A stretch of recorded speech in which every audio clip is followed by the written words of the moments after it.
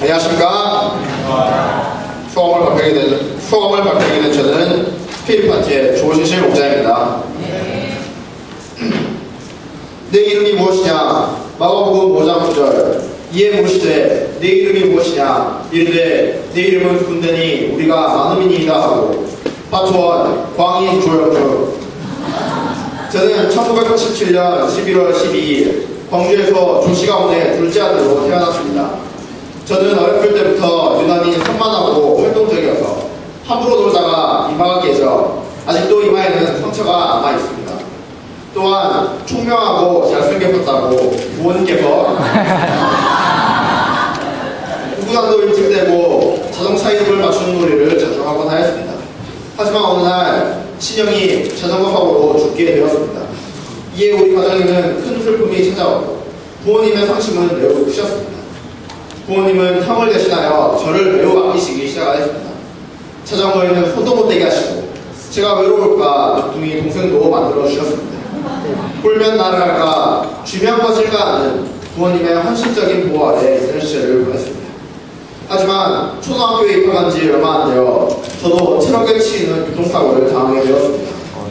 다행히 목숨은 버텼지만 이로 인해 오랫동안 학교를 나가지 못하게 되었고 초등학교 시작이 또래들에 비해 많이 늦어지게 되었습니다. 학교에 돌아갔을 때 이미 서로 친구가 되어 있는 반 아이들 사이에 끼는 것이 너무 힘들었습니다. 오랜 병원 생활과 부모님의 과보로 인해 저는 자기중심적이었고 학교에 잘 적응하지 못하였습니다.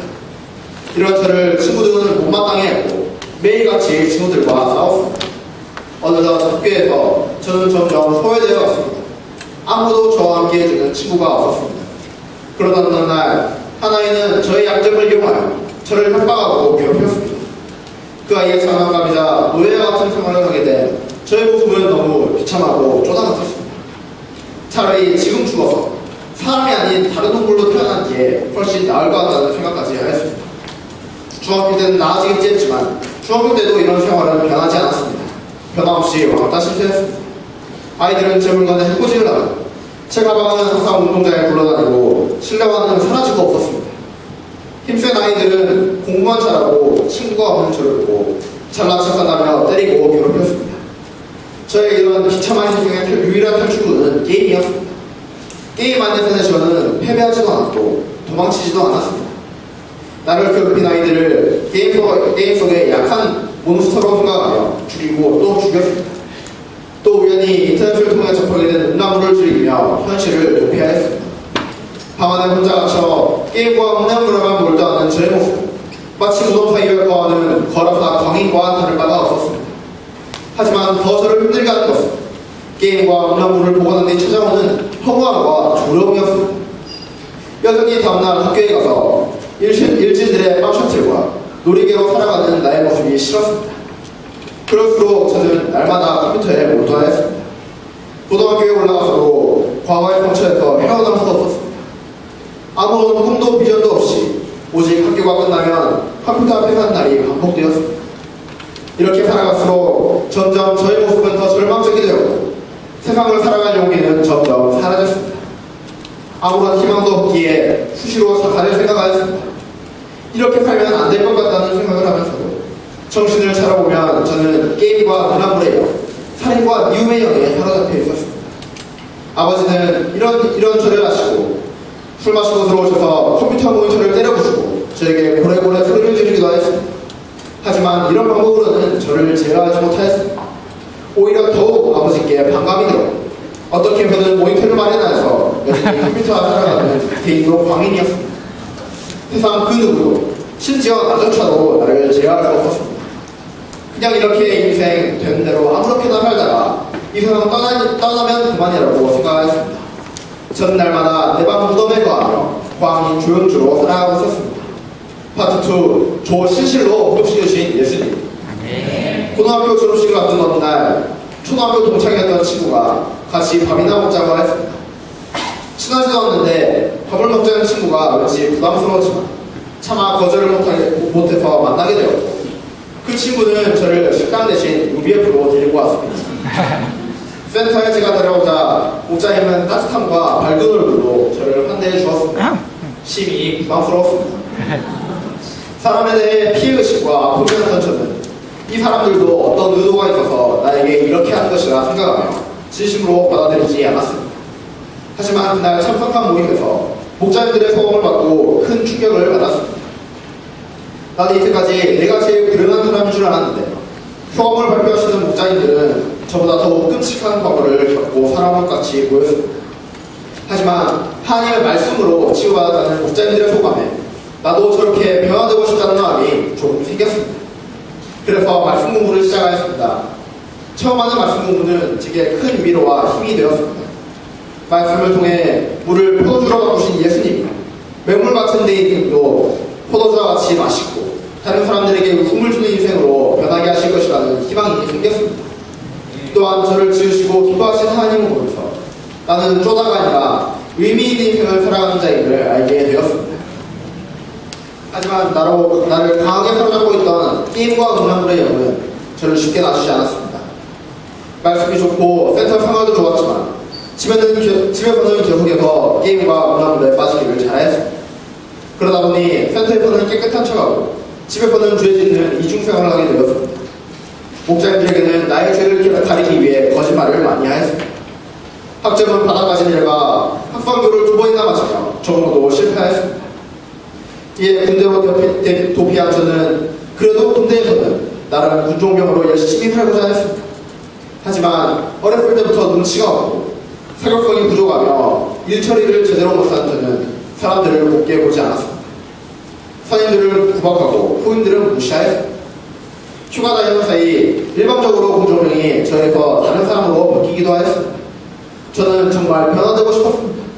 하지만 다시 내가 그렇게 싫어했던 과거로 돌아간 것 같아서 너무 슬펐습니다.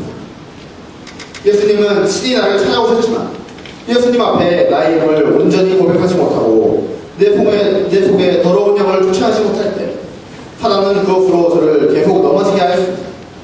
이런 저의 모습에 저는 절망하여 다시 무덤으로 돌아가게 되었습니다. 하지만 예수님은 이런 저를 버리지 않으셨습니다. 포기하지 않으셨습니다. 계속해서 목장들을 보내시고 중국집 무덤으로 찾아오셨습니다. 하지만 저는 이젠 안 된다고 생각하며 중국집으로 신방원 목장들을 반갑게 맞아주지도 않았습니다. 군만두 서비스 하나 제대로 챙겨주지 않았습니다. 하지만 2013년 여름 수양여행 추청하러 오신 목장님이 저에게 주신 티켓에 적혀있는 힐링 크로스, 힐링 러브라는 문구는 수양회에 참석하여 다시 힐링받고 싶다는 소원을 심어주었습니다. 그래서 수양회에 참석하게 되었습니다.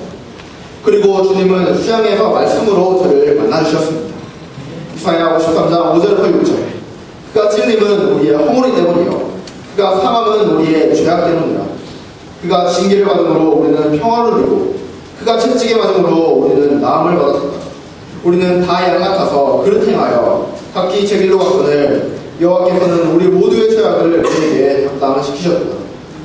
그동안 예수님의 십자가는 나와 전혀 상관이 없는 줄 알았습니다. 하지만 예수님은 저를 위해 찔리고 상하심을 당하셨습니다.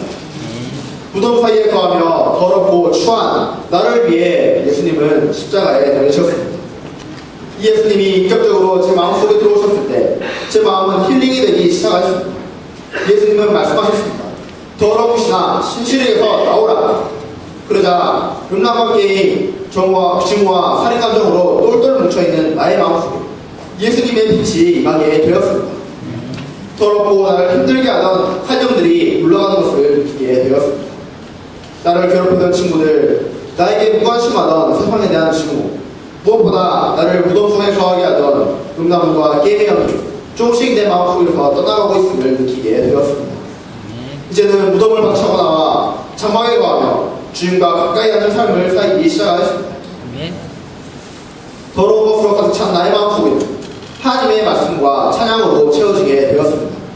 그럴 때 저는 회복되기 시작하였습니다. 처음 센터에 왔을 때 충신 목장님은 제 눈을 보시더니 완전 썩은 동태눈을 깔고 왔다고요. 하지만 지금 사모님들은 저의 눈이 초롱초롱하고 참 깊다고 말씀하십니다. 사람들을 제대로 쳐다보지 못하는 자가 이제는 자신있게 사람을 쳐다보며 부담스럽게 하는 자가 되었습니다.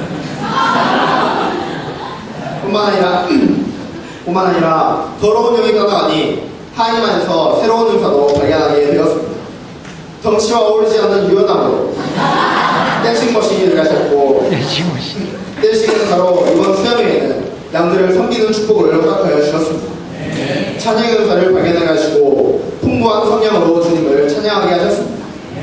장막에서 좋은 동자들과 함께 살며 대인 복층과 세교성 없는 저를 붙여나가 주시고 도역의 역사를 이루게 하셨습니다. 새벽을 깨워 기도하고 전도도 하게 하셨습니다. 그리고 얼마 전에는 파트 모임에서 말씀까지 맡게 되는 영광을 주셨습니다. 모든 제목을 볼 때 다시 도전하기 너무 힘들고 부강해 보였지만 믿음으로 다시 도전하게 하시고 어떻게 해서는 돌아보라고자 하는 방향도 잡게 해주셨습니다. 주님은 이와 같이 점점 저를 본래의 자아로 회복시켜하셨습니다. 그리고 이번에 주제 소감을 감당하게 하셨습니다. 이 시간에도 주님은 저를 찾아와 말씀하십니다. 내 이름이 무엇이냐? 과거 저는 힘없이 대답할 수밖에 없었습니다. 제 이름은 음란과 종교, 게임과 친구 또한 살인감정입니다. 광인 조영주입니다. 하지만 다시 주님이 물으십니다. 신실아, 내 이름이 무엇이냐? 전 이제 대답합니다. 네, 제 이름은 신실한 조신실 목자입니다. 제가 이제는 이름에 걸맞는 자가 되어야겠습니다. 죄와 끝까지 싸우는 신실한 주의 군사가 되어야겠습니다. 한 양을 섬기는 신실한 주의 종이 되어야겠습니다. 앞장서 역사를 섬기는 신실한 주의 일꾼이 되어야겠습니다. 아직도 사자는 우는 사자와 같이 제 주위에서 저를 넘어뜨리고자 입을 벌리고 있습니다. 한 번씩 집에 갈 때마다 또 한 번씩 힘들어질 때마다 게임과 음란의 유혹이 다시 찾아오기도 합니다. 하지만 이제는 더 이상 넘어지지 않기를 기도합니다. 더 이상 더러운 영이 나를 침범하지 못하도록 신실한 주의 일꾼 조실 목자가 되어 깨끗하고 거룩한 자가 될 수 있기를 기도합니다. 거라파 광인이 거라파 지부장이 되어 말씀을 전파하셨듯이 저 또한 이제는 캠퍼스에 나아가 과거 저와 같이 무덤에 가던 영혼을 불러 불쌍히 여기고 섬기고 돕는 목자의 인생을 살아갈 수 있기를 기도합니다. 한마디, 내 이름이 무엇이냐? 저는 신실한 조신실입니다.